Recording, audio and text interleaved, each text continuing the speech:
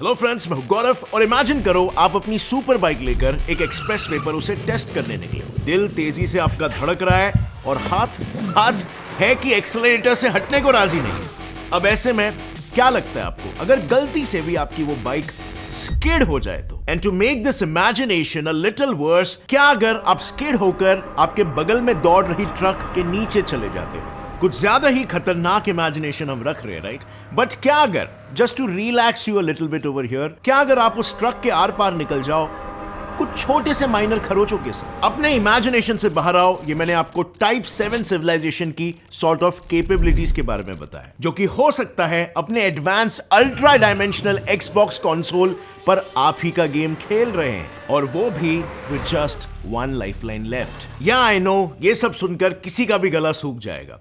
Type 7 actually में इतने powerful होते हैं। फॉर कंपैरिजन, अगर आपने ड्रैगन बॉल सुपर में से यूनिवर्स को इंस्टेंटली वेपराइज करने वाले ग्रैंड जीनो के कैरेक्टर को कभी देखा होगा, तो बस इतना ही समझ लो कि even after being so powerful, वो सिर्फ एक टाइप 6 का ही बीइंग था। एक टाइप 7 का बीइंग तो उस ग्रैंड जीनो कैरेक्टर से भी कई ज्यादा पावरफुल होगा, क्योंकि एक टाइप 7 बीइंग सभी रियलिटीज, सभी यूनिवर्सेस, सभी डायमेंशंस, सभी टाइमलाइंस और सभी नेचुरल लॉज, ये सब के परे होता है। In fact technically we can also say कि ये सभी चीजें उसके अंदर समाई होती है।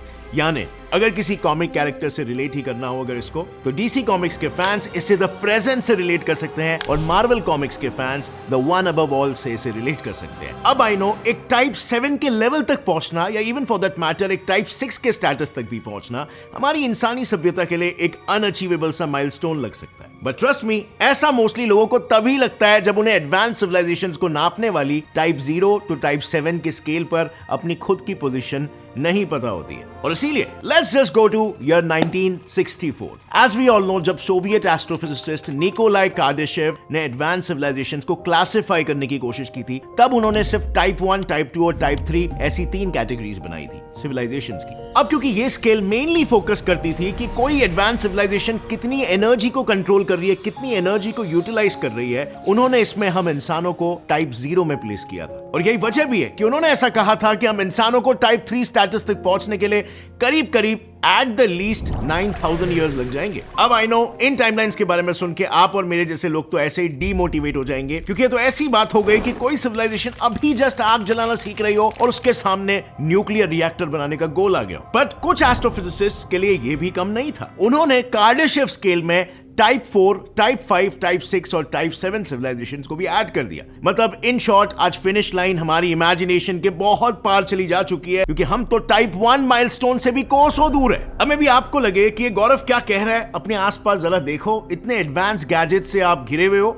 वेल, एक्चुअली में कार्ल सेगन ने जब भी वॉयेजर 1 में हमारा गोल्डन रिकॉर्ड भेजा गया था, तब हमारे एनर्जी एफिशिएंसी के बेसिस पर हमारे सिविलाइजेशन को क्लासिफाई किया था उन्होंने, और उन्होंने 0.7 की रेटिंग हमें दी थी। यानी कि टाइप 1 सिविलाइजेशन भी हम अभी तक नहीं बने। एंड नाउ गेस व्हाट, उस टाइम से लेकर अभी तक हम कहां तक पहुंचे हैं? वेल, 0.72। Unbelievable, right? इसके पीछे की वजह, वेल, ये जो कार्डाशेव स्केल है ना, ये कोई लीनियर स्केल नहीं है जो स्टेडिली ग्रो करता है। ये एक्चुअली में एक लॉगरिथमिक स्केल है, जिसमें हर अगली वैल्यू पिछली वैल्यू से एक्सपोनेंशियली, या सिंपली कहूं तो मल्टीपल फोल्ड से बढ़ती है। यानी आसान भाषा में अगर समझाऊं तो आज के 0.72 से 0.73 तक अगर हमें पहुंचना है, तो हमें एटलीस्ट 26% ज्यादा एनर्जी को प्रोड्यूस करना पड़ेगा। और ये इतनी एनर्जी है जितना एक नया न्यूक्लियर पावर प्लांट प्रोड्यूस करता है, वो भी 5 साल उसके कंस्ट्रक्शन में डालने के बाद। इन शॉर्ट, अगर इस स्पेस से हम एडवांसमेंट करते हैं, तो according to the most recent estimate, हमारा टाइप 1 सिविलाइजेशन बनने का सपना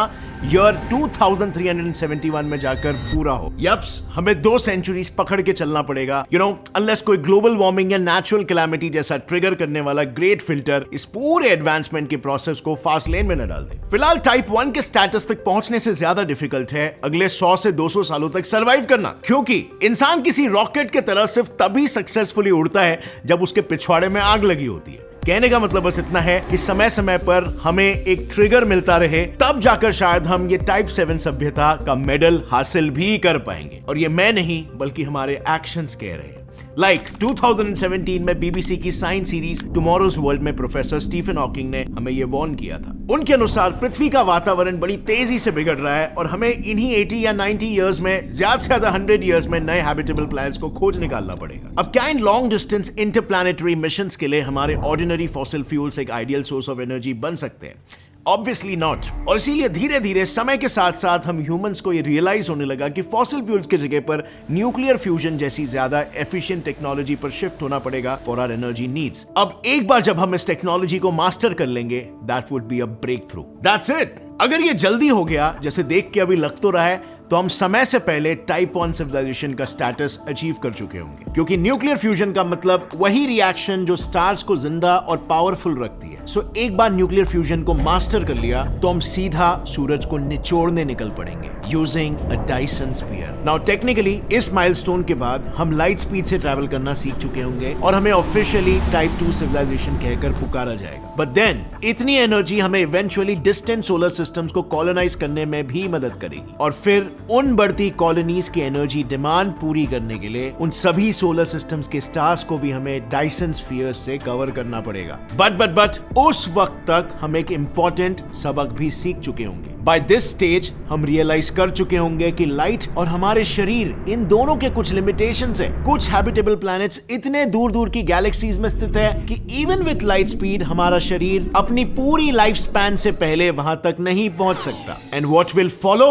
वेल, हम किसी साइबॉर्ग की तरह अपने शरीर में अपग्रेड्स करके टाइप 3 सिविलाइजेशन में तब्दील हो जाएंगे। And instead of using light speed engines, हमारी अब मेजर ओला उबर सर्विस होगी यूनिवर्स में मौजूद अनगिनत worm holes. But what if हम ये वर्म होल्स खुद बना पाए अपने लीजर और कन्वीनियंस के हिसाब से using massive amounts of energy? Well, ये वो सवाल है जो इवेंचुअली हमें एक्सटेंड करेगा कार्डाशेव स्केल के टाइप 4 सिविलाइजेशन बनने के लिए। बिकॉज़ जब हम टाइप 3 स्टेज पर होंगे, हम ये रियलाइज कर चुके होंगे कि इस ब्रह्मांड में आए दिन सुपरनोवा एक्सप्लोजन्स होते रहते हैं और उनसे निकली इमेंस एनर्जी हमें अपने खुद के वर्म होल्स क्रिएट करने की कैपेबिलिटी दे सकती है। इसका मतलब समझ रहे हो? अपने 3D यूनिवर्स को और गहराई से समझने के लिए हम अब एडवांस जेनेटिक इंजीनियरिंग कैपेबिलिटीज की मदद से ब्रह्मांड के सभी अनगिनत गैलेक्सीज में टाइप 0 ऑर्गेनिजम्स को क्रिएट करने लगेंगे। And you know why? Just to study them and do experiments on them as our lab rats. क्या हुआ? कहीं सोच तो नहीं रहे हो कि प्रेजेंटली क्या अगर हम खुद भी किसी एडवांस सिविलाइजेशन के लैब रैट्स हैं? Well, I don't know, may be. Well, उस वक्त लेकिन ऐसे सवाल कोई मायने नहीं रखेंगे, क्योंकि हमारे अपने 3D यूनिवर्स को मास्टर करने के बाद हम नेचुरली अपने इस नॉलेज को अन्य पैरेलल यूनिवर्सेस पर भी आजमाने लगेंगे। And that would make us a type 5 civilization, यानी वो सिविलाइजेशन जिसका कंट्रोल पूरे 3D रियलिटी पर होगा, इंक्लूडिंग द मल्टीवर्स। हमारी एडवांसमेंट का दायरा सिर्फ मल्टीवर्स तक जाके नहीं रुकेगा। असल में 3D यूनिवर्स की कंप्लीट समझ हमारे लिए हायर डायमेंशंस के दरवाजे भी खोल देगी, जहां से एक टाइप 6 सिविलाइजेशन के तौर पर हम मानो एक साथ पूरे 3D मल्टीवर्स के साथ खेल पाएंगे। मीनिंग किसी नए यूनिवर्स को क्रिएट करना हो या किसी एग्जिस्टिंग यूनिवर्स को तबाह, ये सभी काम हम बस एक चुटकी बजाकर कर पाएंगे, बिल्कुल ड्रैगन बॉल फ्रेंचाइज के ग्रैंड जीनो कैरेक्टर की तरह। Sounds mind blowing, right? Well, mind blowing है तो सही, बस शर्त यह है कि आपको अपने शरीर से ज्यादा लगाव ना हो। बिकॉज़ टाइप 6 बनकर हायर डायमेंशन में पेनिट्रेट करते ही हमारी 3D बॉडी डिस्ट्रॉय हो जाएगी और हम सॉर्ट ऑफ एक अजय अमर इटर्नल बीइंग बन जाएंगे विदाउट अ फिजिकल बॉडी। यानी हम अब हमारी कॉन्शियसनेस के उस स्टेज पर होंगे जहां पर अब हमारे लिए कोई आगे का गोल ही नहीं बचेगा टू अकम्प्लिश। अब आई नो, मे बी आप सोच रहे होंगे कि अरे अभी तो टाइप 7 अचीव करना बाकी है, बट नो, हम या कोई भी एडवांस सिविलाइजेशन सिर्फ टाइप 6 लेवल तक ही पहुंच सकती है, उसके आगे नहीं। वजह? वेल, वजह वही है जो मैं पहले भी बता चुका हूं। ये यूनिवर्सेस, ये नेचुरल लॉज, ये डायमेंशंस, ये सब कुछ एक टाइप 7 सिविलाइजेशन के अंदर समाया होता है। अब यही सो कॉल्ड सब कुछ एक ही साथ, एक ही समय पर, एक ही सिविलाइजेशन के सभी मेंबर्स के अंदर कैसे समाया हो सकता है, यू मे आस्क? वेल, इसीलिए कुछ एस्ट्रोफिजिसिस्ट्स ये बिलीव करते हैं कि प्रोबेबली टाइप 7 सिविलाइजेशन कोई सिविलाइजेशन नहीं बल्कि एक अकेला बीइंग हो सकता है, जिसके हम सब from type 0 to type 6 civilizations एक हिस्सा है। नाउ डज दैट मीन कि टेक्निकली हमें उन्हें भगवान बुलाना चाहिए? देखो फ्रेंड्स, अगर मुझसे पूछो तो बाय लॉजिक टाइप 4 से टाइप 6 के सभी इंडिविजुअल्स ऑलरेडी अपने अबव एवरेज कैपेबिलिटीज की वजह से गॉड्स कंसिडर किए जाने वाले, और उन सब के ऊपर रहेंगे टाइप 7 सिविलाइजेशन के beings as the gods of the gods. क्योंकि as I said earlier, type 4 तक पहुंचते ही हम टाइप 0 ऑर्गेनिजम्स को खुद क्रिएट करने की काबिलियत रखने लगेंगे। At least if not for all, but हम जैसे टाइप 0 सिविलाइजेशन के लोग तो